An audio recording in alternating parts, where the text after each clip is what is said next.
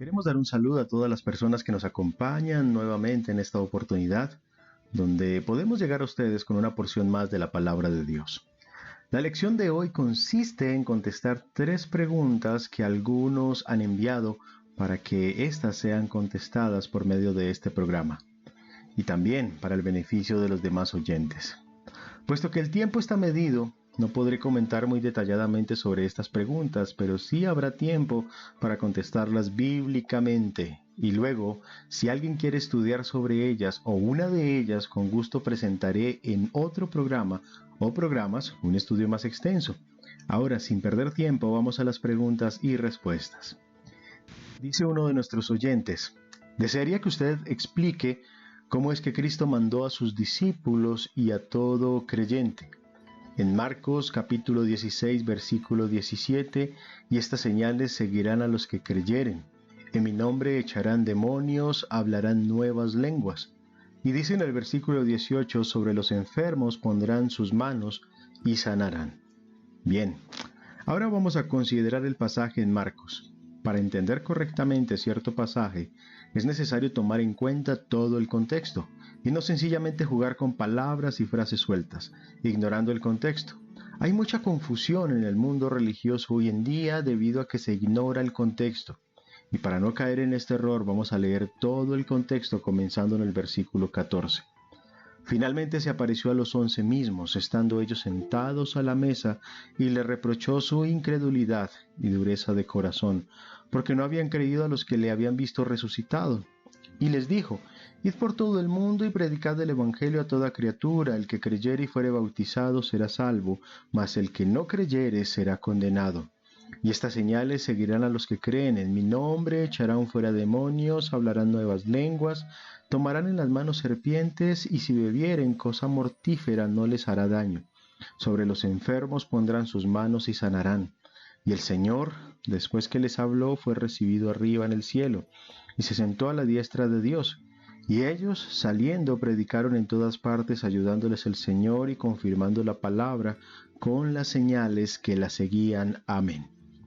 ¿A quiénes hablaba Jesús? Hemos leído todo el pasaje y preguntamos: ¿a quiénes estuvo hablando Cristo? El versículo 14 nos aclara: hablaba a sus apóstoles escogidos. No habían creído la noticia de su resurrección. Los censuró por su incredulidad o falta de fe.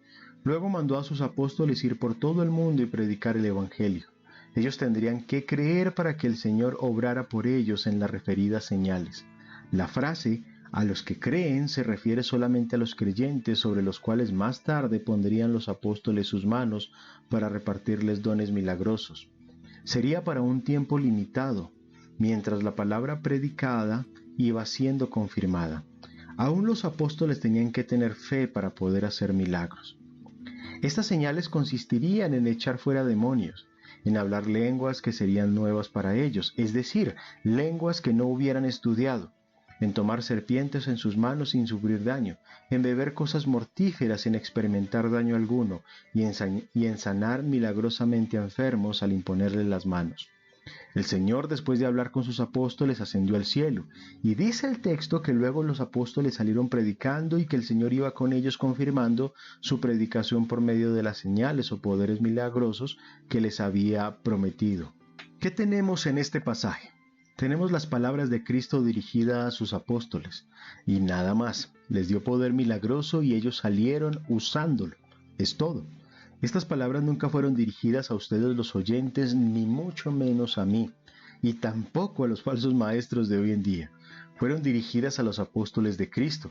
Recibieron el poder milagroso de levantar muertos, de echar fuera demonios, de tomar cosa mortífera, de hablar lenguas sin haberlas estudiado, y sanar gente enferma con el fin de confirmar el evangelio que iban predicando. Los milagros tenían ese fin singular, el fin de confirmar la palabra predicada. Notemos este texto que dice en Hebreos capítulo 2 versículos 3 y versículo 4, que habla de la salvación del alma. Dice el autor referente a la salvación, la cual, habiendo sido anunciada primeramente por el Señor, nos fue confirmada por los que oyeron, testificando Dios juntamente con ellos con señales y prodigios y diversos milagros y repartimientos del Espíritu Santo según su voluntad. El propósito de esos milagros fue confirmar la palabra predicada. Ya que tenemos esa palabra hablada por inspiración en las Escrituras del Nuevo Testamento, no hay más necesidad de milagros para confirmarla. Si alguno no va a creer las señales escritas, no creería si Dios permitiera milagros hoy en día.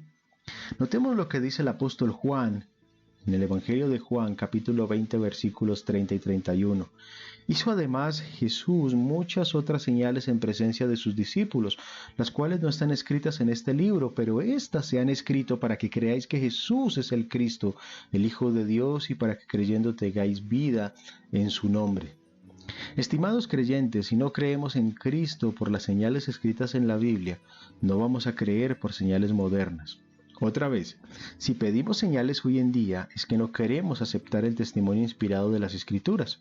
Yo prefiero basar mi fe en las Escrituras de Dios, confirmadas por señales apostólicas, que en las supuestas señales modernas. Quiero preguntar, ¿hay quienes levantan muertos hoy? ¿Hay quienes pueden jugar con serpientes y tomar cosas mortíferas sin sufrir daño?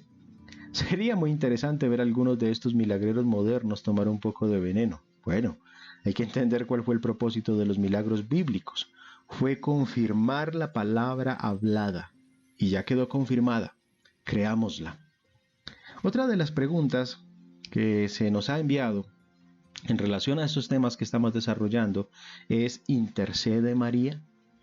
Si la Iglesia de Cristo enseña y cree que la Virgen María concibió y dio a luz a Jesús, ¿por qué no podemos rezar a ella para que interceda juntamente con el Señor? Esta pregunta toca una práctica muy común hoy en día de parte de muchos, pero antes de contestarla, notemos que no es cuestión de lo que la Iglesia de Cristo enseñe, sino de lo que el Nuevo Testamento enseña. La Iglesia de Cristo es nada más el pueblo de gente salva y no tiene ninguna autoridad para legislar en cuanto a las cosas de Dios.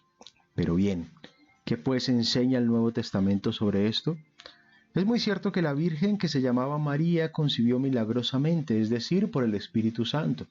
Dio a luz a Jesús según la carne, el Hijo de Dios, que en el principio era con Dios y tuvo que ser hecho carne para habitar en este mundo con el hombre. Esto lo enseña el Evangelio de Juan, capítulo 1, versículo 14.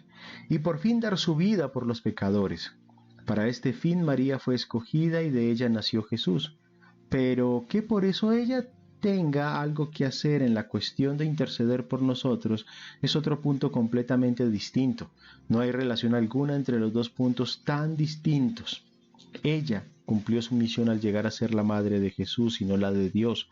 El oficio de Jesucristo, el Hijo de Dios, aparte de ser nuestro Salvador, muriendo por nosotros en la cruz, es ser nuestro intercesor o abogado ante Dios.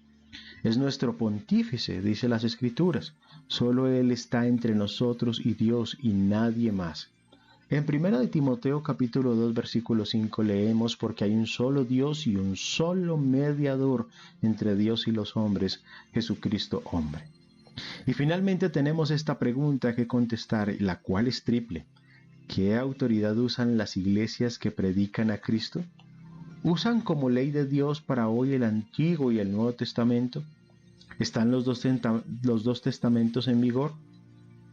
Para responder en breve diré que la autoridad única y final en la religión de Jesucristo es la palabra de Jesucristo registrada en el Nuevo Testamento de Él mismo.